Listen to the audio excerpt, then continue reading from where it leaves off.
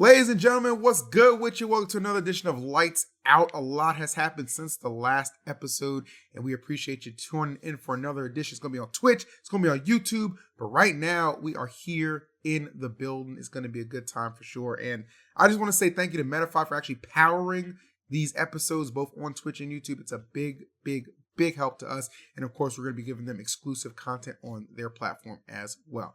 But guys, we've assembled once again. I teased on the last one that we were going to do one in person, okay? But the problem is, one of you niggas didn't get there till Sunday, and one of you niggas just didn't show up. So we'll start with Light, who just didn't show up, and he can kind of explain what happened with that. All right, well, like I said, I have COVID. Yes. So I don't know what you want from me. I have COVID? True. You know, it's weird. I'd like that as well. Yeah, so I found out that I had COVID about 2 hours before my flight. My flight was at 7 a.m. I planned on staying up the whole night so I could just sleep on the flight there. You know the tech. Yep. And like at 3 a.m., I was like feeling like something wasn't right. I had a dry cough, and I don't usually get dry coughs. First symptoms. Yeah, so I had a dry cough, and I was like, let me take a test. The test was like an old test, so I did test positive, but I was like, let me get another test. So I drove, I got another one, and yes, I was positive like 3 times. So yeah. And I was in shambles. I was truly depressed to miss the last Sunday because it looked like it was crazy. Yeah, he called me the second he found out he got COVID. He sounded like the saddest motherfucker I've ever heard in my life. Yeah, I'm still depressed thinking about it. So having to make an episode about it is pretty sad. But yeah. But the people, they gotta know, man. They gotta know. I have a question for you. Why didn't you just like put on a mask and just show up anyway? So you want to hear something funny? So when I announced that I was I had COVID and I couldn't go, Charlie hit me up and he's like, maybe we can make it work somehow. And I was like, how are we going to... He was screaming! So if it was anybody else, I would have been like, how the fuck are we going to make this work? But this is Charlie. I was like, I'm convinced he can make this work. I'm convinced he can do anything. I'm convinced this guy can do anything he wants. Thanks. So he said we can make this work. And I'm like, I'm at home in my bed with COVID. I think we could make this work. So he starts talking to the summit people about like ways to make it work, ways to possibly make it work. And I'm like, am I about to meet Mr. Beast? Am I about to get on a private jet so no one else gets COVID? But I unfortunately had to close like this opportunity because while they were discussing it, I was just dying. And I was like, I can't go on. I can't. Like, even if I get there, I will not be able to play. So it was like about to work. I don't know. Dude, all right. Let's exist in a universe, okay, where it was possible for you to get your own flight, private accommodations, okay? They turn one of the studio rooms into like a hazmat room, okay? And they just give you a long ass extension cord to just play your matches. Would you have done it? I would have until I took that nap and then I woke up and I was just like feeling even worse. I felt like terrible. I felt like I couldn't get out of bed. That's the one thing about COVID is that whenever in the first beginning stages, the more you sleep, the worse you feel. Yeah, that's definitely what I was relating to. It was just getting bad. It was worse. It was getting worse every day until it just randomly wasn't. Yeah. Like I didn't start off with like losing my taste. Like my mindset was like, at least I can eat. And then I opened a bag of Doritos. This was literally my reaction. I opened a bag of Doritos. I took a bite and I was like, oh. And then I was like, I took some peanut butter. I licked it and I was like, oh. And then I grabbed like 5 more foods and was like, oh, this is it's gone. So you like, got the real Rona. Yeah.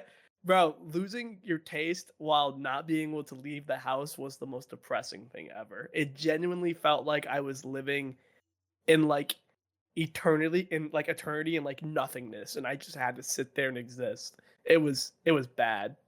You know what's something I've always wanted to try? Like I don't want to get COVID, but if I was to get it, and I don't know if this will like have anything to do with like the infection or something, but like I've always wondered, like if you have COVID and you lose your taste, like you could just go on like an ass eating spree. Like you could just make your girl like the happiest girl in the world. I knew he was gonna say this. Like, think about it. Like all those kinks fulfilled. You know what I'm saying? I'm not gonna tell you about the things I did while I was on COVID, but we'll just leave it. Dude, I'm just spitballing here. You know what I'm saying? I tasted a few things. I'm not gonna tell you what I tasted, but I tasted a few things. Or technically, I didn't taste nothing. I do promise you, the lights were out for that.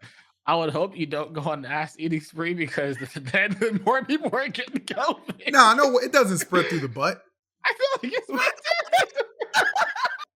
No shot. No shot. Maybe if y'all both got COVID, I would support it. Go ahead. You're eating butt, and then you just stop for a second. Put your mask back on. True. Safety first, everybody. Safety first. All right. That's we what have we more promote. pressing matters to talk about. We have to talk do. about Summit.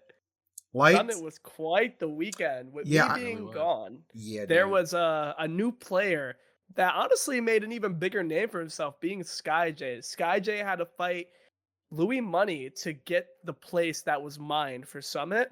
And we all saw SkyJ have a hell of a run at Collision. So for him to beat Louis Money and make it into Summit and then make it all the way to 5th place through that one lucky thing that he had. Like it was such a, not trying to say it in a bad way, but it's a miracle that someone actually can't make it for Summit. So for him to take it and bring it all the way up to 5th place, that is just amazing for him. No, it's funny because this is actually something that's talked about in Blue Lock. I know some of y'all don't give a fuck about anime, but I'm gonna talk about it anyway. But they talk about how luck isn't just 100% luck. You have to put yourself in a position to be lucky, which is basically what SkyJ did because he was good enough to get that far at Collision and then be able to go to Summit as VIP to put himself in the position to be in the spot where he's considered one of the people that are going to take your spot or have to compete to take your spot in Summit. Because it very well could have been anyone else. Like if Lima were to have gotten second, maybe he would have been at Summit and been in the best of 5 set with Louis Money instead. But SkyJ was good enough to be in that spot. It was very fortunate for him. I will say one thing though. Shout out to SkyJ. You are an amazing player. You are doing great with that mid tier. These top players don't know how the fuck to fight. For real, bro. I was watching Incineroar, I was watching Louis Money fight against SkyJ, and Jesus fucking Christ, he was scared out his mind. I didn't even see that one, but you want to know which one really put me in for a loop? And I don't care. I'm name dropping. Riddles, what the fuck are you doing, dude? That was crazy. For real. That was crazy. Do you know how much money Base Mage made on betting on SkyJ for everything? Bro, he caked up. He took 50 from me. I just don't get how okay, I just can't wrap my head around this. I did see one disadvantage is that Kazuya doesn't have a high jump. So if he's in the corner, it's very easy for Incineroar to go for a side B, because he can't just full hop past it. But Riddles, the answer is not running off stage. Yeah, he got on stage and just, oh no. He instantly got on stage and ran back off stage. I was like, what the are you doing? I just did not, oh my God. There were just better ways to deal with it, challenging it or anything. Again, very impressive from SkyJ, and I'm not trying to downplay Riddles at all. Obviously it's hard to beat. The character has a scare factor. Yeah, but it's insane because I was talking about it the entire weekend that I was saying if SkyJ gets into Summit, he will do very, very well because of the sole fact that he's one of the players that plays very, very well off of other players' fear. And the fact that players at this Summit understand this is the last Summit and there's a big prize pool bigger than the last Summit that happened, Summit 5. So it's the last Summit that will ever happen, big prize pool, and people really, really want to win because of those two factors. SkyJ will be able to play off of that because people are going to be very, very, very scared at this tournament specifically. It is always easy to play when you are the underdog, especially when you are the underdog mid-tier. If you are the underdog mid-tier, SkyJ is looking at you like a literal beast. He is looking at you like, oh, you are so scared of me. You got so much to prove. I look at SkyJ like a little Mac man that wants to win your bracket and then DQ himself. That's how I look at SkyJ, bro. Actual dude. The crazy thing is, so SkyJ legit So like there was this thing where like apparently like he beat Louis Money in the qualifier, right? And then like they played again like in a little money match and Louis won.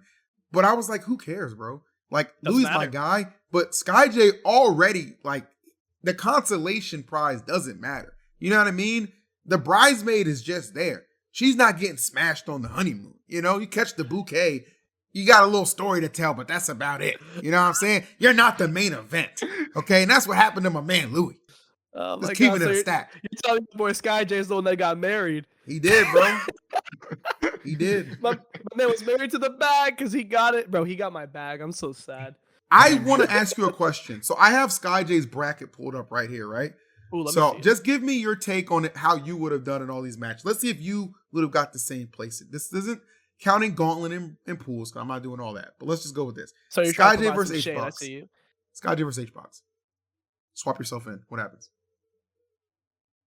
Wait, do you want to go like through pools first, or No. What he's saying, I'm just. No, final bracket. I win this. I win this. Okay. Yes, SkyJ versus Riddles. I win this. You win this, do you? Because you lost I last win time, this. didn't you? I won last time. Watch your mouth. Oh, okay. Oh, okay. Sorry. No, My bad, yeah, I talk your shit. yeah. Okay. SkyJ versus Apollo Kage. I win this. You win this. I think Okay. Apollo Kage is an amazing player. He plays to learn. It's one of the scariest things that you can do as a player, but he does have much to learn. I see it in his play. He does adapt very quickly, but I still think I take it over him. Okay, I like that. I mean, you 3-0 Leo and you beat Gluto. I got to give you some respect, but I played none of those SkyJ. people are Just light. Apollo None of those Kage. people are light. just like SkyJ, Apollo Kage? Apollo Kage did the same thing this summit too. You know, I know that's who he's talking about. I played Apollo Kage Oh, okay. before. I beat him 3-1. I can definitely tell. Oh, you by did? Yeah, I played him on main stage. I can definitely tell by the end of the set he was adapting. Like I remember like in my own anime character mind, I remember thinking to myself like, "Yo, I gotta put him down now." I remember thinking that to myself. Not even kidding, because I was like, "Okay, All right, he's Sky adapting." J. No, Anime I Pro was like, Tag. no, he stole that from me. Let's be honest. Let's get that out of the way. Look at my Oh, bio. that's It's been so there since I was deep. like 16. Like, anyways, you didn't see his quote. It was like he's like this standing there like a Kuma, and he's like, "You can only replace one pro tag with another pro tag." And I was like, "I my bad." I guess. But that makes sense. what's it called? No, I played Apollo Kage before, and I can definitely tell he adapts hard. But I think I am someone that if I'm playing on point, you need a few rounds to actually take a set off me. I got a lot of tricks, you know. So moving on in the bracket, who we got? After that, you would have had to fight Kurama, who 3-0'd him. Kurama. I've never played Kurama before. I believe Mario beats Fox, but I also know that matchup very well. I think I'd win that. I'm confident that I would take that. Okay, that's fair. And then I think, I'm not gonna lie, I think your run might come to an end, ma. Big D. Big D, man. I will say I've been getting ready for him. Like I've been practicing very much for him, but I can't just outright say I'd win. He's someone that I need to prove it before I just like say something. Wait, you know? so did SkyJ start in winners or losers? He started in Losers. right? Okay. Yeah. Well, yeah. So that's why I don't really think it matters, because I feel like Light would have. Oh wait, you're having me start in the losers bracket? What's wrong with you? I was man? just putting That's yourself in his place. we That's should all. go through pools first, because I feel like if he was in this, because SkyJ literally took your same seed, so he was in the same pool that you played in. So I feel Okay, like fine. you All right, like, Yeah, all right. Where's Speed it up, SkyJ? speed it up, speed it up. SkyJ. Okay. Acola, Kurama, and Void in that pool. Do you win that I'm pool? shitting on Void, beating Kurama, and I can go either way with the Cola. Me and Cola sets are usually game 5. Don't disrespect my boy, by the way. Let's just Boy, give. I have to. He literally disrespects me for a living. Anyways, move on. He beats Okay, Fargo. The point is, I do think I would have done better than SkyJ in this bracket. Right. Summit is my power-up event because Summit is the one event where I am doing nothing but playing the game. That's true. You do grind. You're a grinder. You're a grinder in that. I'll give Yeah. you that. But 100%. yeah, moving on from me though, this event was very interesting. There were a lot Yeah. of hot sets. Definitely did not go the way that a bunch of people planned on it going. If you could just pop up the bracket like in general, that'd be helpful. But I got it. I think someone who it seems like they just kind of fell out, but like for the first 2 days they were doing very well, and that's MuteAce. MuteAce was playing. Well, you Very you hot. you heard about why MuteAce felt like he wasn't doing very well on the last day, right?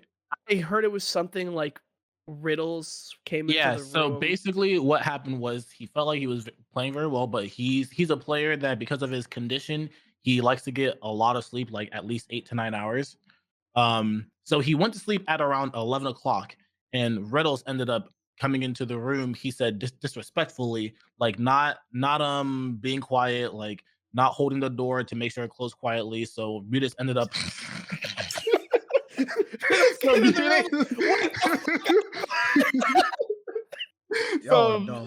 Mutis ended up waking up at like 2. Yeah, so Riddles came into the room at 2 a.m. So Mutis ended up waking up at 2 a.m. and he said that he took melatonin and tried to go back to sleep, but he literally could not go back to sleep. It was just lying in bed for 7 hours. So he got like maybe 1 hour of sleep or something. Yeah.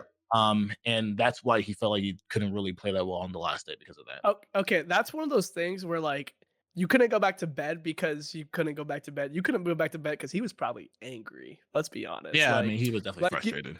You like when someone wakes you up and you're like, fucking God, bro. And then like you just can't, you're too angry now. Dude, that's like not. I thought the story was Riddles brought somebody back. You know what I'm saying? The heck? Man was getting big.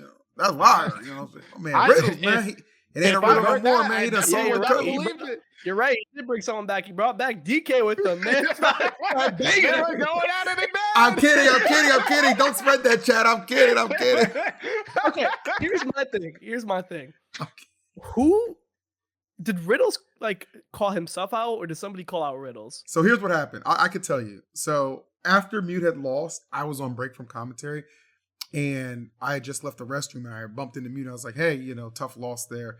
He was like, he just like, literally, it's not my fault. I was like, "What do you mean?" He's like, "Well, Riddles, came into the room like very, very late, and it just woke me up, and I couldn't go back to sleep, and just nothing was working at all, and that like it was not like said in a hateful way, just a frustrated way, you know what I'm saying?" And he went back and forth with me like if he was gonna say something about it, and I was like, you can say something, just like don't do it in a way where it's gonna come off as like corny, you know what I mean? He's like, "No, I understand that." And Mute is far from corny, so the delivery was fine. Mute. Him and Riddles did talk, they squashed it, it's not a problem. But that does go to a point I want to bring up real quick. When you go to an event, especially as a top player, because you guys probably have like more wiggle room with this, request who you want to room with. I feel like sometimes they'll just get a bunch of players to come to the event and just throw them all together, right? When I go to an event, I'm staying with Charles or I'm staying with Rod, if they're available. That's my 2 draft picks. And some of you are going to be like, "Oh, but what about TK? Love TK to death. This nigga loves to play music morning and night. I can't sleep with that, bro. I need silence." You know what I'm saying? I know he's light-skinned. That's his vibe. I get it. I am not. I am not. Sleep. Oh my God, it's funny as hell. I mean, to be fair, people who are new to Summit probably aren't aware that you can choose your roommate. But I think this is a good notice now. Yeah, because that was Mute's first summit. No, was that his first? That was his. That was Mute's first summit. That was his first summit. Yeah. Yes. But I mean, yeah, that's why we talk about it here, so you can be aware that like this is your first summit. It really is a shame that happened to Mute. I thought the video personally was hilarious, just for the fact that it was fun. Yeah, the video is hilarious because he starts it off by saying, "I don't." He was at Summit 2. He was at VIP at Summit 2. Yeah, we're talking about competitive wise, okay? Okay, so it starts off like this. Where he was a player at one of the summits. I swear to God. Yeah, VIP bracket. No, everyone's saying he wasn't. Oh, I guess he wasn't. Wait, what? He was in the bracket? Oh shit! I didn't right. know that. All right, hold on. Shh. So yeah, that was Mute's second summit actually. We'll edit that in post. Yeah, okay, yeah. That's definitely what I thought. Yeah. So something that was I thought was like very funny about that video. That video was funny as hell to me because the way it starts off is literally him going like, "Hey, I don't want you to look for or like hate on this person, so please don't." And I swear that's like the number one thing that gets said when you want them to do exactly that. Be like, please don't hate on this person. Like, I'm not saying you did that, but you see that in like all of those. I know it happens all the time. I did that shit. I did that to like my girlfriend when she cheated on me. I was like, don't hate on.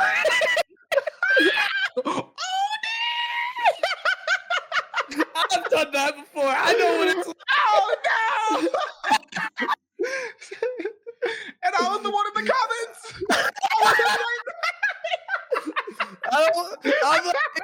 I'm like, I don't want you to hit on him. I'm like, make her pay. Yeah, that's something. For sure. Really, that really does happen all the time, though. Like, No, that but, happens in like every single twit logger I've seen. Like, please Yeah, don't send it to this person. Yeah, every single twit blogger, and then like the audience comes to like, this guy sucks or this person sucks. It's like, come on, guys, we all know what you were doing. Like, it sounds like, in a very serious matter, it sounds like a joke and stuff like that, but you're not actually thinking like that in the moment. You know, you're actually butthurt. And that's Yeah, just and what it it's turns like into, also but, like, it's also like a thing where it feels like you, at some point, depending on how big you are, you kind of have to say something like that, because if you don't say something like that, people will assume that you're making the video like that to put your audience onto the other person. So sometimes, like, if you're as big as like Charlie or Ludwig or like that big, you have to say that in assurance that people are trusting you to make this video not out of malicious intent, if that makes sense. I don't know. I mean, the way he was filming that shit, like all eyes up like this, looking around. I was like, bro, he's looking out for the ops. Like, dead ass. That's how every rap group films something on IG, films something like just. You know what I'm saying? I was like, you on something. I love MuteAce. I love Mute too. He was on something though. It's very unfortunate that happened to him, because I love watching his speech play. He is a lot of characters that are popping out of nowhere, like Lucina from Proto, like always, and you know, him coming out of nowhere with Peach again, Kurama with Mario is I love seeing it, because it's very important to note that like these characters, yeah, they fell off, but like they're actually still broken. And it's crazy because, like, I always like watching MuteAce play, because I see how good MuteAce is, and he's almost like as comparable to as good as Samsora, but he plays way different, honestly. Like, his playstyle is nothing as good as his, or nothing similar to his. Yeah, they're so like such different entities. It's really interesting. Both play like they both beat like the same people, and they both play just as well. Yeah, no, they are very amazing players, both of them, but MuteAce is just so good. I agree. Looking at your your potential bracket in total, like, do you feel like you could have won the tournament, like, straight up? Yes, I 100% could have won that tournament. On top of that, if I did manage to get through Big D, I would have had Tweek, and me and Tweek this year, funny enough, we have played 5 times this year already, which is a lot for a 3-month period. Yeah. And I am up by 1 set, but nonetheless, Tweek is not someone I want to stray away from fighting. I see him and I'm like, oh, I definitely want to fight Tweek. Like, if I fight against Tweek, I see that as a stress reliever in a sense, because he is just as good as me, but it's still a winning matchup for me. So, you know, I still get to like calm down a little, you know? I feel that. It definitely doesn't feel like I'm going to die in 2 hits, whereas like someone like Big D or like Acola, you know, I just die out of nowhere. You know what I just noticed? Do you tilt your mic on purpose? Isn't it supposed to be straight? I don't know if it really. I don't know if that really matters. I know some people have their mics tilted. Yeah. Does it matter? When I did production for Metafy, they had me have it like this. Okay, I was just curious. I mean, probably because they didn't want to like, you know what? Never mind. Random. That's so random. I was just asking, bro. I was just asking. No, it's because he knows you're tilted. Just a little. We're at Summit. Hold it. Yeah, but yeah, no. MuteAce did amazing. I think if I was there, I definitely had a chance to win this bracket. Having Acola in my gauntlet is a very big deal to me, because having Acola in gauntlet just means you won't really play him that early in bracket either. Exactly, and I still think I could beat Acola, but he's definitely not someone I'd like to fight round 1. Which is really funny, because that's why I thought Leo had a good chance at getting pretty far in the tournament, because I know that he always loses to Gluto every time he plays him. So I was like, oh, he has Gluto in his pools. He's probably gonna maybe win, most likely lose, since he's been losing the past couple times. He's probably gonna lose to Gluto, and then he might not have to fight him until maybe winners semis or losers quarters. And then he lost to Apollo Kage and Gluto, and then like everybody else he fought. Yeah, there was before we got into Leo, there's something very important that I wanted to know about this bracket, and I made a tweet about this, and it was definitely underlooked because it was day one, but I thought this was very cool. When I saw Proto Banham, Tweek, Big D, and Aaron all in the same bracket, like for Gauntlet, I knew that most of them, if not all of them, were going to do very well because Tweek, even though he has Sephiroth, doesn't want to fight Big D. Aaron doesn't want to fight Big D. Big D doesn't want to fight Proto. Right. Proto realistically doesn't want to fight Tweek or Aaron just because of matchup. And I knew that like these are the relatively harder matchups for these players. So I was like, oh, they get each other out of the way right now. Mhm. So there's a very strong chance that these guys are going to do well in bracket. And I'm pretty sure 3 of them came out through the winner's side. Yeah. Yep. Aaron was And- right there. He was one, Yeah. like I think he made a One input error. interaction. Yeah. He made Yeah. an input error on Gluto, which He I should think have won that. Yeah, he should have won that. So like he was right there. Yeah, no, definitely. All 4 of them had very good chances of getting out through winner's side, and 3 of them top 5'd. So, Damn, I didn't even realize that they were all in the same pool and they top 5. That's yeah, insane. 3 of them top 5 because they got each other out of the way. It's so like Gauntlet, there is advantages to having your bad matchups in Gauntlet. You're like, oh shit, Exactly. people are like, oh shit, you gotta fight this guy? No, I'll fight. Put So them what all happened? in. What I thought was gonna happen to Leo and Gluto happened to Tweek and Proto because they fought and then they didn't have to fight again until winners semis. Yeah, which actually worked out for Tweek because Tweek got the adaption, and Tweek is playing the winning matchup. Like that is just a fact, and Tweek knows that as well. 100%. Dude, that's such a good point to point out. Like 3 of the top 4 were from that Gauntlet stage. So that's actually pretty insane when you put that into like retrospect. I probably missed that tweet because you was tweeting so damn much, bro. We talked about this earlier. Like he was on my regular tab, my For You tab. Like this guy, what was the sauce behind that? You wanted to hit a certain goal or something? Okay, so for one, I definitely didn't want to hit a goal at first. You have to understand, I started to get my taste back on Sunday. So, because I lost my taste, I lost my smell.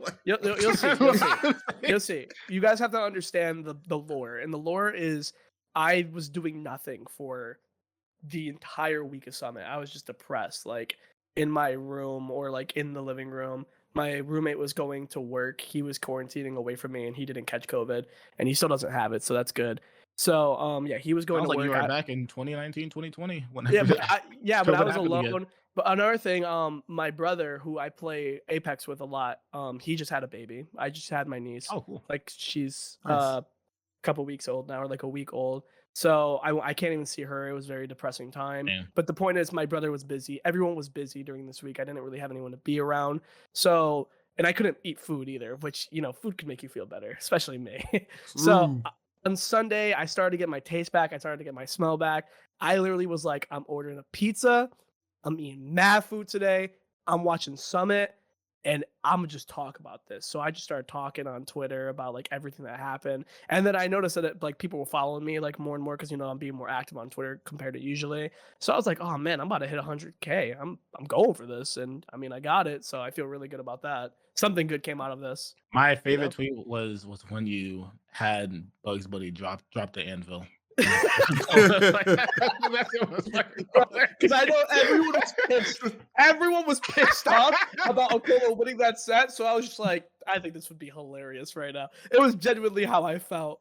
It was so annoying watching that. Like, shout outs to Acola for winning, but fuck Steve, man. Dude, people were pissed about him winning. I bet. Like, and it has only ignited this Steve ban conversation even harder, bro. It's crazy. Like, and I don't want it to happen, honestly. I'm being so honest. I hate Steve. I don't want it to happen because I cannot live in a world where I know on my quest to be the best, I have to be like, people are going to be like, yeah, but Acola, and I'm gonna be so pissed off. Yeah, You're gonna put the especially asterisk next to your wins. right after Acola won Summit, like it's getting more and more to that point where there will be more an asterisk by that number 1 ranking. Yeah. Also, like he's about to be number 0 type shit. I would get pissed. But maybe this is wishful thinking. Nintendo did come back when they said they weren't in Smash 4 when Bayo got too over the top to nerf her a bit. I do see that happening now that he has taken Summit. I think it's a possibility. I don't remember Bayo or Nintendo coming back. I thought they did one more patch and then said it was over after that. I thought didn't- they came back and said like, okay, like I don't think bail they. crazy. I don't Pretty think sure they they ever came did. back. I don't know. That's a good question. But I don't think they said. I don't think they said no more patches. All right, one more patch. Hopium. I think they said we'll do one more patch because Bayo is crazy. Is that the cure for COVID? Hopium? Maybe it's copium, bro. Who knows? But I'm hoping. Here's me hoping. I didn't even lose to that Hopium. guy. That's hopium. Bro, I didn't even lose. I'm just an innocent bystander who had the anvil picture, and I don't know, I'm bro. still I feel like we all lost whenever we saw how Tweek lost to Acola because we all wanted Tweek to win. Let's just be real. I love Acola. He's one of the nicest people. I love playing him. I really wanted Tweek to win. Bro, I'm gonna be honest with you. I'm such a competitor in the sense that like I've often heard this conversation where it's like, am I the best player in the US or is Tweek? And you know, every time I feel like every time I don't do good, Tweek does good, and vice versa. Like I didn't do like I got an all right placing at Let's Make Big Moves. He won it. He got like 7th. I got like 3rd at Genesis. I beat him in Level Up Expo. He got 1 place higher than me in Collision, and then he was at Summit, and I did. Like we are not too far of each other. Our results are always very similar to each other. So when I saw Tweek doing good, I was like, "Fuck!" I was like fighting with myself. I was like, I want him to do good because that's my boy. Competitively, I don't want you to do good because I want you. Like I want our results to be near each other. But I was so angry with Steve. I was like, Tweek, you need to take this guy out. You need to do something. Like Tweek, please, bro. And then he just got janked, and I was like, Tweek's frustrated, and rightfully so. Like there are 2 levels of frustration. There's like the frustrated way that like every player gets, which is honest. Like, there's that one, and then there's like Tweek frustration, right? Where Tweek's just like mentally tapped out. I know we've all seen it before. Tweek had both. Tweek had both going versus Steve, and I'm like, oh, this is the turning this point. is I not remember his fault. talking about it in the hotel room afterwards. The turning point was when Acola was charging that forward smash, and Tweek wasn't shield for like 4 seconds, And then then he tried to jump out of shield and got that motherfucker got just got. roll. I was scared too. Does it shield break, bro? Does it do the dishes? So Like- me, Charles, and Has were in like thinking about that like the entire time, like because that was such a big turning point, big swing in the set. And it kind of came down to like almost a 50-50. Like, but what we concluded was if he just rolled instead of jumped, it wouldn't even matter. I thought that too, but you could get caught during your roll. No, as well. he can roll. Yeah, like you have 2 frames where you can roll. And I feel Yeah. like if he rolled in, he would have been behind him because he was right next to him. Yeah, I know, but it was just Yeah.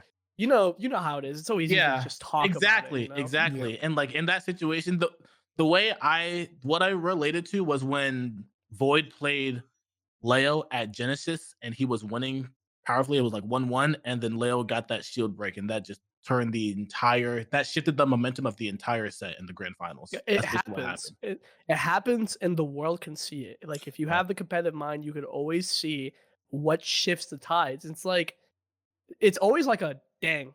It definitely would have made me feel that way too. Like I Yep. definitely would have crumbled right there. Yeah, easy to check out in that situation. And it's hindsight to just say, oh, he could have tried to parry it or counter it. You know, Seth has an amazing counter. He got some kills with it before. But, you know, until you've been on that stage under that pressure against that character, it's all just talk, man. It's tough. I think Tweek still did sensationally, man. 2nd place is nothing to be ashamed of. Honestly, he put most other people to shame, and he really Props didn't on him struggle to until that. beating Proto because that set was insane. Proto's Lucina was amazing. He was in the kitchen, bro. So beautiful. I always knew that character was broken. I used to say she was top 5 before DLC 2 came out. DLC 2 obviously changed stuff because like 3 of them are like top 5 now. But I do think that is a character that is top 10. So good. We are honestly like when we talk about characters and we're talking about like what characters are like good, what characters are top 10. People say it as a joke where it's like 20 characters are top 10 now. I completely agree with that, honestly. It's very hard to put a character in top 10 just like oh, you are definitely a top 10 character. Like maybe top 5 because like we have the obvious ones like Joker, we have Steve, we have probably Pikachu still, we have Mythra. We have obvious ones in there.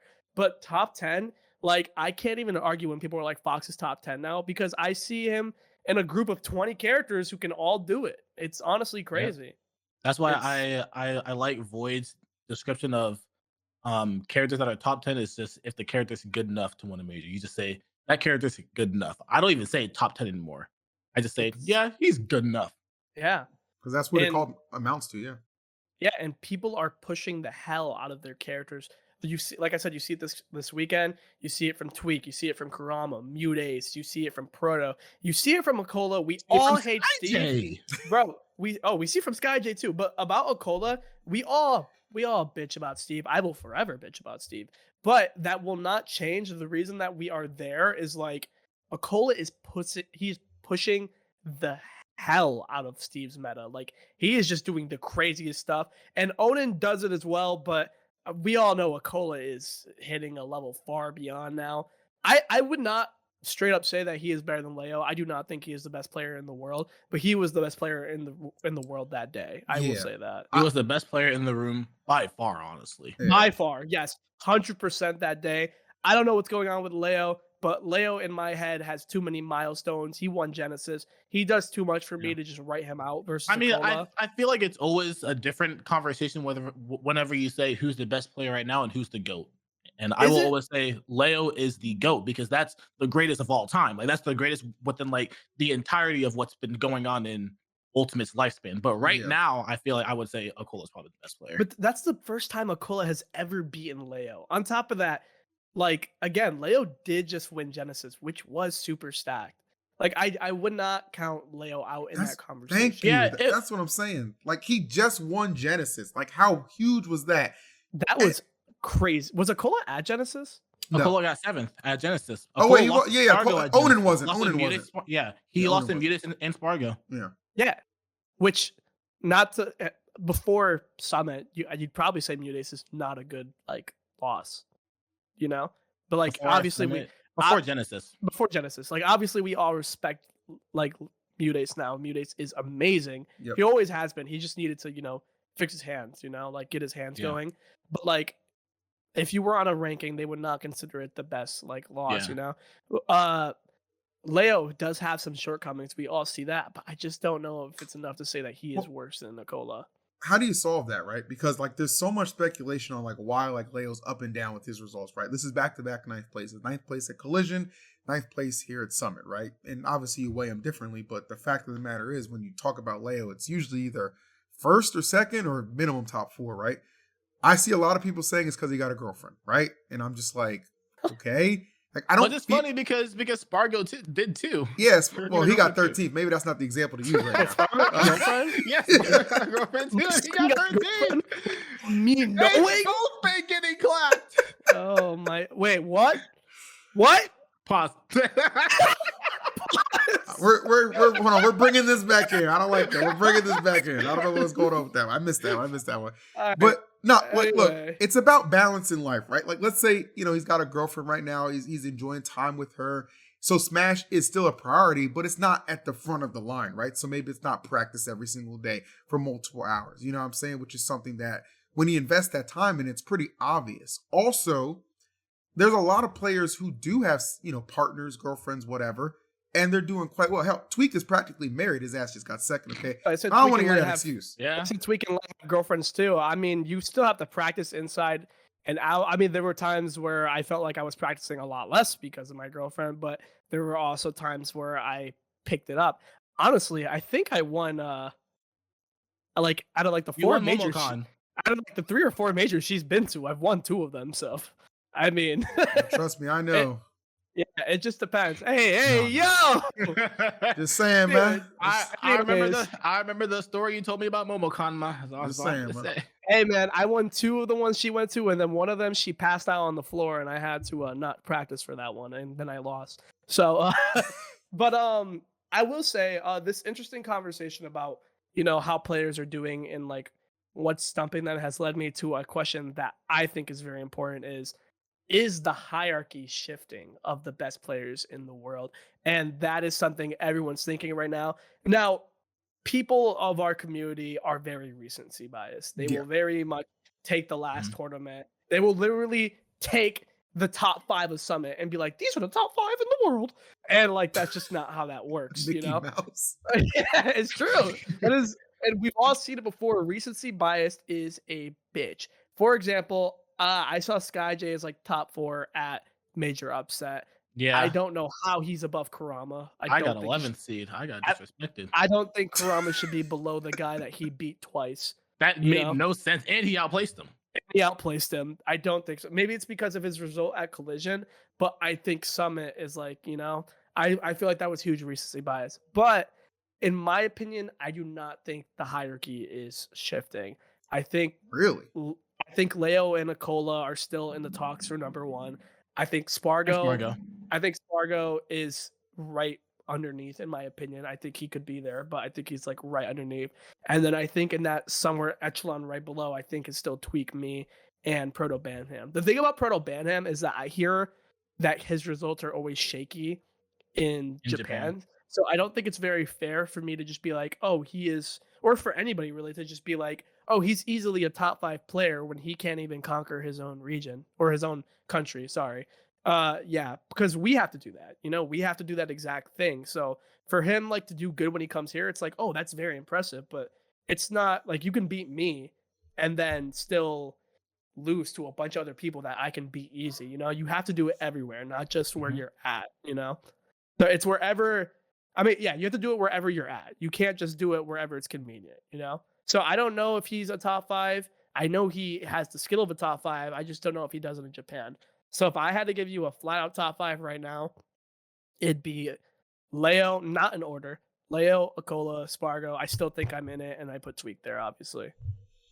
Where does Sonix rank? Because he was the one guy that people kept saying got shafted by not getting invited to kind of fight for that other open spot. Your spot, in fact. Oh, I want to talk about that as well. But before I talk about that, we'll talk about Sonic's placing. I do think Sonic is like right under there too. He's literally right under there. I have not seen him play Tweek before. I don't imagine, and not to disrespect Tweek, I don't imagine that goes well for Tweek, at least the first time around.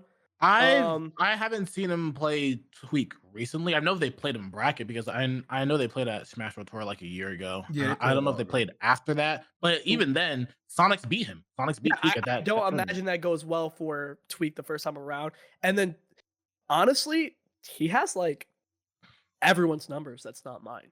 Like, it's actually crazy. I think he's only not a top 5 player because we ran out of spots.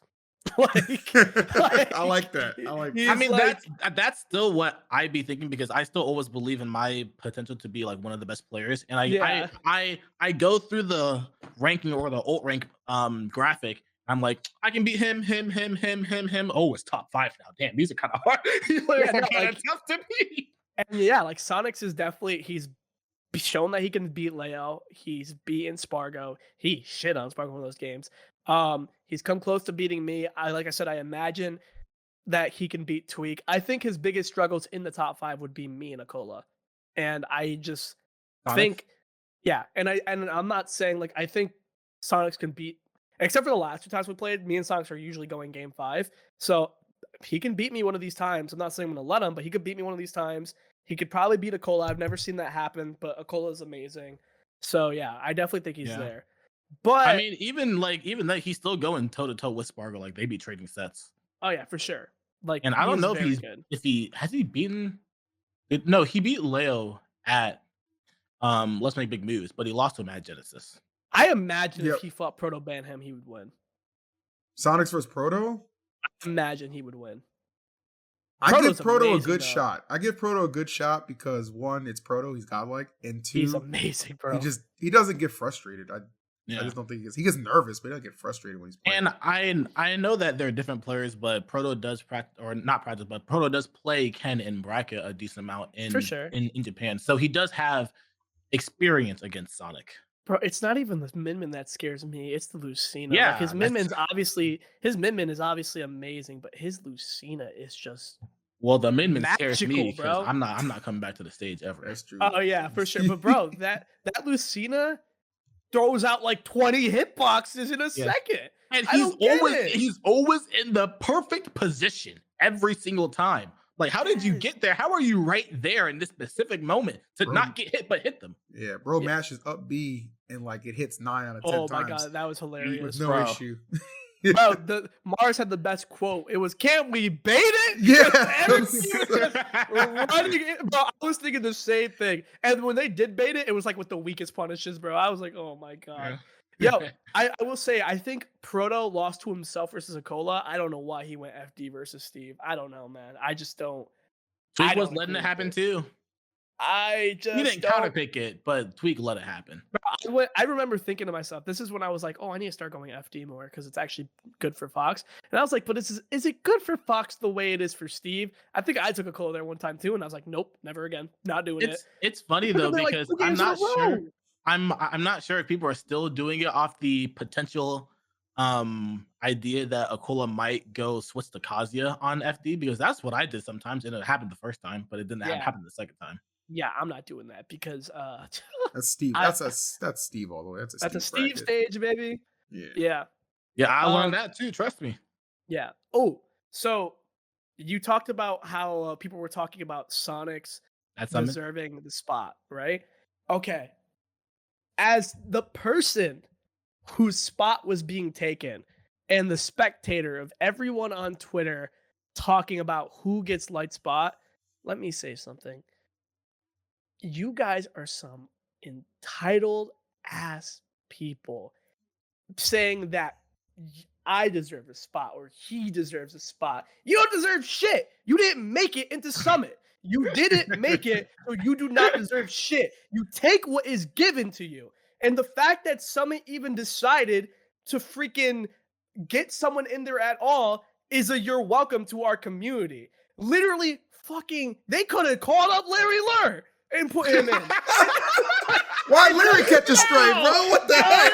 It doesn't. My God. It doesn't matter, bro. That's my content creator right there. I love Larry. But, I bro, love Larry. it doesn't matter. You're telling me that Sonix deserved to be in the tournament because his results are so flawless lately. Well, he didn't even fucking top to the event that they put the people in. And no offense, Sonix is my boy. I love that dude. But he did not deserve to be there over the people that they chose to be there. Shit, SkyJ didn't deserve to be there over other people. You know who deserves to be there? Whoever the fuck voted. they say so. Whoever the fuck they say deserves to be there is who deserves to be there. Other than that, the vote-ins and the people who qualified, they deserve to be there. So when it's I crazy just saw, because man. I thought they were gonna choose one of the next highest voted, because they campaigned and raised money to be that person probably deserved to be there based on how much money they raised. But that's like you can say this person deserves it, this person deserves it, this person deserves it.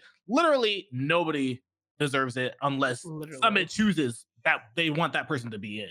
Yeah, bro. Even I pitched somebody. I was like, I tried to get Mars in. I'm not gonna lie. I was like, yo, it'd be really cool to have a New England rep the last Summit, considering that like New England's been in every Summit.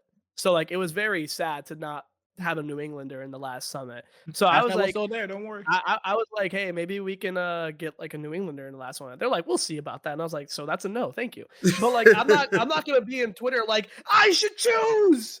It should be me. Like, yeah, and it just felt like I love Sonix, but it didn't feel right seeing him talk about how he felt like he was getting disrespected, because bro, you weren't getting disrespected for anything. You didn't deserve it. You had your chances to get in. SkyJ got lucky to be in Summit. He got lucky. He played very well and he wrote it. He got lucky. Yep. You just didn't get lucky. Yeah, count your blessings, bro. And yeah. I just think, like, it wasn't even just SkyJ. A lot of people, fans and players included, they all showed their ugly that day. I understand it. You know, you really want that spot, and it's the last spot to potentially ever be there. But it's not your choice, and if you really want to secure that hard of a spot, you should have qualified. Sonix, and to everybody else, if you really want to bag that badly, should have went to Pax, man. Had 10,000 right there, sitting for someone to take. Good old Busby snagged that bag. My boy Busby was like, see ya. King of the Yo. What he was doing. Yeah, I'm going to be honest. Like, it was a different level of entitlement that day for sure. And it was a little uncomfortable too, because, you know, obviously, like, being, you know, on the commentator staff, like, you know, they kind of asked us like some thoughts about some stuff too. We didn't have any like decided final input, but we kind of gave some thoughts on some stuff too. And it was really upsetting because it was like, you guys are like, you know, giving them such a hard time. And, you know, everybody just forgot for a minute, like, this is their send-off event. Like, one, the budget isn't tremendous by any means. And, the amount of money that they think that these people have, or that they think people didn't have to pay to actually get in, like the VIPs, is completely incorrect. SkyJ wouldn't even been there without Fresh Cut. So you got to give big shots to Fresh Cut for even bringing him to the event. They saw the hype, which was a byproduct of what he did at Collision, which was really well. And SkyJ, like Cosmo said, took that opportunity, ran with it, did really well. Like, nothing but respect for SkyJ. Awesome, for sure, right? No one's going to deny that. The thing with Louis was, he had a stake. He had a claim. He was already there. He had VIP from a previous VIP bracket win I think he had. He wasn't able to attend the previous one, so it carried over to the next one, which was really nice. Sonix just wasn't going to be there, period. And, everybody's, he's 30 minutes away. Yeah, by flight, which costs money. Housing costs money. Like, it's not free for this to happen. And I love Sonix. That's my guy. But I definitely thought it was it wasn't a good look, because what's going to happen with that is, like, other tournament organizers are going to see that and be like, oh, this is how, like, X, Y, and Z player acts. He's like, it's a bit of a turnoff. And as somebody who was there, who did hear from TOs and their takes on stuff, it's just not a good look. You got to handle that with a little bit more class. You know what I'm saying? I understand being frustrated. I have every right to, because I do think Sonix gets disrespected way more than he should as a player. That kid's fucking amazing. And people downgraded a lot because he plays Sonic, similar to how, like, Steve's get it, but obviously Steve and Sonic, I don't even put them in the same realm. But regardless of that, you just always got to kind of like try and hold yourself at like more of a higher standard for like how you conduct yourself, because that stuff can roll over and affect future opportunities. And I would never want that to happen to anybody who I think is actually like really talented and really cool. So people hate Steve, and there's a lot of malice in this game. People really hate the actual player for the character, but Acola gets saved by the fact that he's Japanese, bro. People love the Japanese players in this community, bro. That's how Ken used to get flown out this shit in Smash 4. I'm like, are y'all not seeing this shit? Fuck? All Como did was back air. He did literally nothing. And now everyone hates Como. Bro. Okay, Proto ban him. I don't know if many people know this. I really don't care if many people know this. There was that thing about me saying that he iced me out at the summit where he beat me. And I apologize for that at the glitch that I won. I think it was glitch regen. I won it, and I went on my interview and I apologized, because I'd rather do it for the people who actually support our community and watch than the people who are on Twitter and don't even watch. Exactly. Stats, And that's the shit that's making me so upset, because there's so many people that are just drowned in the Twitter space and are just like living in there. Like even that whole thing that was happening with Luminosity revealing that they're sponsoring Leo and Tweek, and then Maister basically catching the short end of the stick by a lot of people basically trolling them, and Maister basically like getting very, very bothered by it. Like, people need to just understand that it's gonna happen. This stuff is gonna happen, and you have to be willing to take this stuff. Like, it's not going to go away, and we need to, like, we can try to minimize it or just show that we don't want this stuff to happen, but it's not going to go away. It's going to be there whether you like it or not. And honestly, the more you show that you're affected by it, the more you're gonna make it happen. That's just how this stuff works. Go on. All I was gonna say was like, okay, like the signing of both Tweek and Leo was awesome, right? Like, that's so incredible. Like, big shout outs to them. Like, they got multi-year deals, which is just great stability. And it's just a step in the right direction to kind of show and remind people that Smash is far from dead, as well as that great viewership we had for Summit. Like, it was just like a lot of things came out of that Summit. You know what I'm saying? That sponsorship was great. Obviously, I thought the tweet that was made, like, the Dragon tweet and Maister was the goofy one or whatever, I thought it was funny.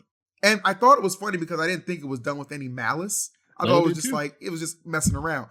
Then like the follow-up started to get a little rough. You know what I mean? I was like, oh, okay, people are actually like legit disrespecting this man who just put in a lot of work at Collision, and for the record has been one of the mainstays, in this community as a top player for multiple years. So definitely thought it got out of hand. I didn't think there was anything wrong with the little, poking fun, a little jest. A little joke is okay, right? It's nothing wrong with that. A little shit talk's okay. When it started to like pile on and just like seemed like they were really just trying to hurt his feelings, that's when I thought the shit was like, okay, y'all gotta chill, like, because there's really no need for that. Maister's a great player.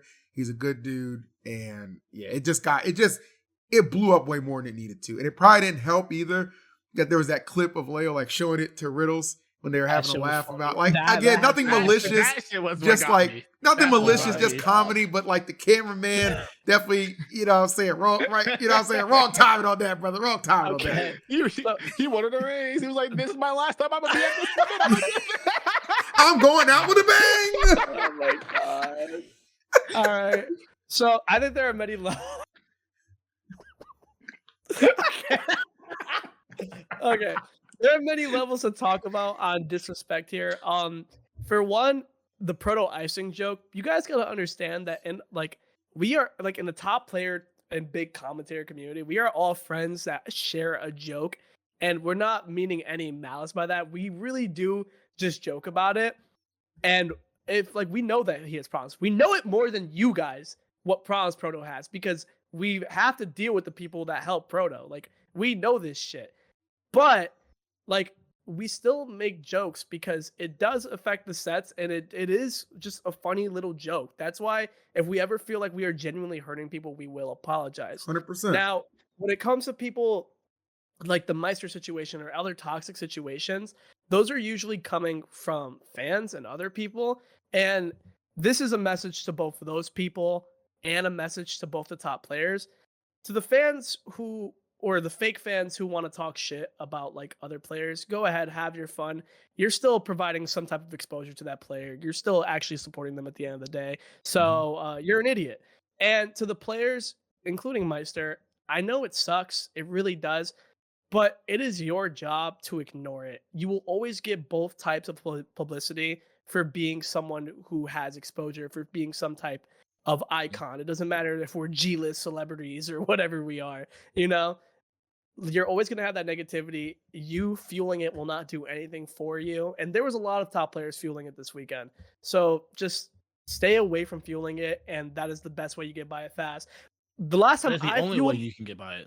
Yeah, the last time I fueled negativity, his name was Smith, and everyone made fun of me. But that was the only time it worked out positively because now I'm a top 5 player. True. Shout out to my boy Smith. If you guys don't know about Smith, Smith is the GOAT. I'm sure you guys know who Smith is. Phil and Cosmos. Yep. Smith is the GOAT. Mascon GOAT, bro. Get tapped in, chat. Get tapped in. Oh, speaking of jokes, though. Uh-oh. Proto Banham, the icing out thing. This is what I originally wanted to mention. So they were making the jokes about icing out people, right? Bro, someone please watch the Acola sweat, man. I swear to God, he didn't ice out no one during the Acola sweat, bro. Because he knew it was over. He fought Acola and he was like, I can't do this to one of my own, bro. I ain't doing it, bro. He's like, these Americans, though, y'all get in the freezer, bro. I'm glad you pointed that out because that was 100% the case. I thought it was cool too that like that Japan did end up winning because I said it on commentary. I was like, it's pretty sick that the title kind of stays in Japan. Back to back, 2 Japanese players win is pretty sick, right? But yeah, there's definitely like clearly like a little difference there on how he'll play like a Japanese player and an American player. I find that very comical, actually. Funny as hell. You know. Yeah. But yeah, there was again bringing more light to Leo and Tweek, them being on the same team, because we only talked about it in the negative minute of Maister. Leo and Tweek being on the same team is so cool. 10 out of 10. That is, I never thought we'd see that happen, and the fact that it's happening right now at this point in Smash really did bring something out of everybody, I can say. It definitely brought something out of me. I was like, ooh, people are like 2 of the best players in the world. I want to beat them even more now. It's so cool that they're on the same team. And it's crazy because I feel like it's what we've needed because at least for how storylines go with the state of like the game and how like they're basically seen as people that are trying to save our game from the characters like Steve and Kazuya. So like the fact that they're on the same team just honestly adds to it even more. And like it's just really cool because of their history as well, like how far back they go, like what happened at the last summit. They both kind of got jammed and they showed them that they were playing friendlies together. So the fact that this summit, it announced that they're actually on the same team working with each other was just like, it's very, very cool. Yeah, I'm glad that I'm just a new great team in this space. And one of the guys from Luminosity was actually there the whole weekend. His name was Dan, and he was just like asking questions. He enjoyed Smash in general. Like he was having a good time, like kind of ingratiating himself in the community, because I think it's a super good look. Again, the fact they were able to get like multi-year deals, that's going to have them like kind of set and be able to compete for a long time to come, which I personally love. So just an example that esports teams are willing to kind of dip their toe into the Smash space.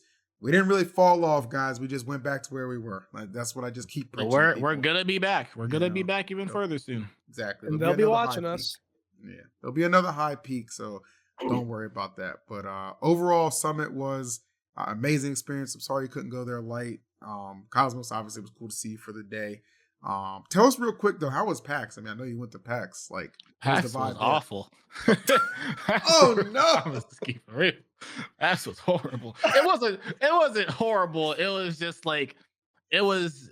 You know how it's like there's those conventions and they just decide to run a Smash tournament on the side. Yep. That's basically what PAX felt like. The last one was too. Really? Yeah, because the monitors were like kind of subpar. Like the way it was ranked, you could literally sign up for the tournament like 30 minutes before the final bracket happened, before the final pool happened. So there were pools going on, and then you could still sign up for the tournament for Wave D that happened on Friday when Wave B was on Thursday. So I was like, what's going on? So the Buzz played this pool on Thursday. I played my pool on the last wave, and you know how Smashers are. They always want to delay things till the last minute. So even though there were people in Tri-State, they still play it in Wave D. So my pool still had like Nido Sharp and Ling and like just people that like that was all one pool. So it was just poor planning, and it's like it was just scuffed the entire way through. It was also ran very, very slow. Obviously, I guess because they wanted a lot of stream time, and they had a lot more time, so they put a lot more matches on stream. Other than that, it was like I was ready for the event to be over just so that I could be at Summit, because I was like, I just want to get the fuck out of here.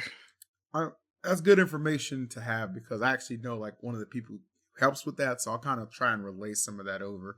It's obviously not easy running a tournament of that magnitude. In that space, you want to try and include everybody who's just there for the convention and get them interested in like being in the stream area in the tournament. Yep.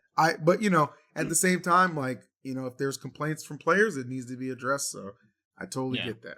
I mean, like props to them for trying, because I could definitely tell that they were trying, but it just definitely felt like things were not falling into the right place at the right time. Well, you get a chance to run it back in Major Upset, man. You're going to Major Upset, right? So many people are dropping out from that tournament. You're going, right? I'm going. All right, Light, are you going? I dropped out. Lights continue to be out. Well, I dropped out because I dropped. We could have had our in-person episode. I dropped out because after getting COVID and just kind of being completely devastated about like not being able to go to Summit. Yeah. I just kind of felt like I didn't want to burn myself out by traveling for something that just didn't feel as appealing to me. And I have actually been back on the grind. I started doing something that I used to do where I just, this is back when I was probably like at the peak of my performance. I've just been playing 50 stocks, about 30 minutes, 50 stocks every day, like versus the CPU, and just making sure my movement's good. I've been doing it for like the past week now, and I've been very on point with it again. It's been very good for me, but I just want to wait till whatever comes after Major Upset, and I'll go to that. So instead of going to Major Upset, I will be at an Arcadian in New England supporting my scene. Cool. And I will be entering doubles with my partner Don, and then probably watching how he does and probably coaching him through the Arcadian. So I'm going to be doing that, going out with friends, going to a bar, getting JBBQ. It's going to be a good time. Fuck you. I don't think there's any other tournaments in April, is there? There is DreamHack San Diego. Okay, because I know I'm planning on being in Japan the entire time. So I'm gonna be going to a lot of tournaments over there in Japan. But I know in May there's Low Tide City and there's MomoCon. Yeah, I think there's also a Battle of BC and Combo Breaker usually the same weekend as MomoCon. Yeah, but there's also some other tournament that's happening the same weekend as MomoCon. Apollo Kage told me about, so he's going to that. So I guess some people are also going to that.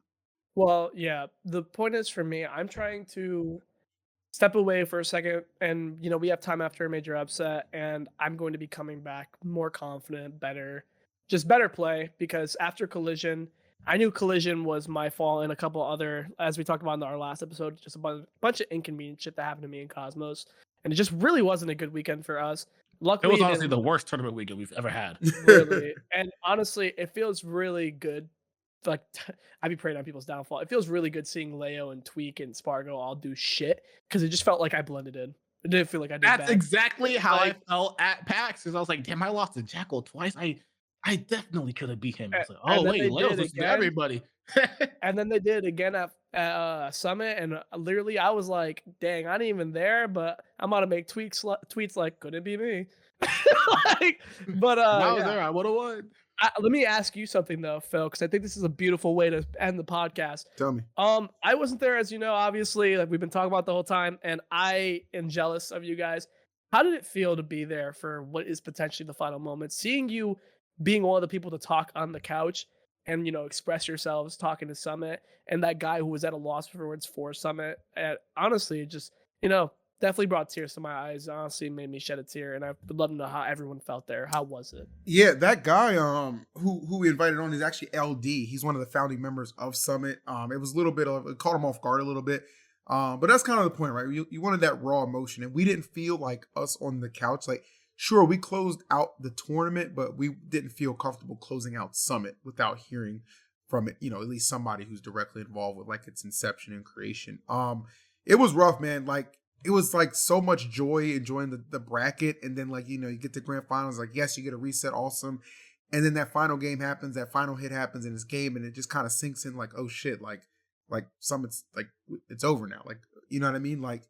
I think all of us like had a shared amount of emotion. Like Charles even like a couple tears came out on his end. Like I was quite emotional about it as well. TK and Coney, because we understand what Summit has given our community, right? Like sure, it's never been perfect, nothing ever is, but one thing they've never been on short of is effort, and they've always listened to community feedback. They've always tried to improve, and they've always given us a great space to express ourselves and express some of the most talented people in the world, as well as skits to show off those personalities and stuff like that. It's so sad to just think about, but truly, honestly, like looking back, I was just honored that I got to be at 6 for 6 summits, and I hope that whatever everybody from that team does, and that is an exceptional, fantastic, phenomenal team, I know it's going to be great. And, all you can do is say thank you for the memories and the opportunities. For real. Thank you so much for all Summit has done for us. Honestly, again, truly a shame I couldn't be there. I would have been competing in 5 out of 6 summits. I got 4 in.